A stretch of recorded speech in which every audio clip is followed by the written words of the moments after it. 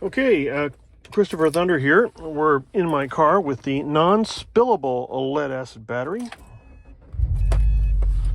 This is the Subaru. Now, you gonna put that in your seat? No, I wouldn't do that. I would put that here in the center console. It's non-spillable, and there is lead acid in here. But it can tumble over and fall and crack open and... Sorry about that. And crack open. Sorry about that. And crack open and leave a spill all over your carpet, and you don't want that. What's all that garbage that you just heard? Well, that's my onboard security system. If somebody thumps my car, it'll activate and take a video front and rear.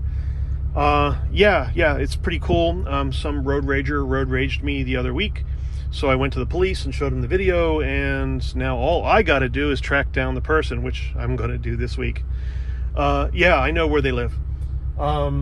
Yeah, so once I have that, then I go back to the police and say, hey, this is where the guy lives, go find his car and put the handcuffs on him.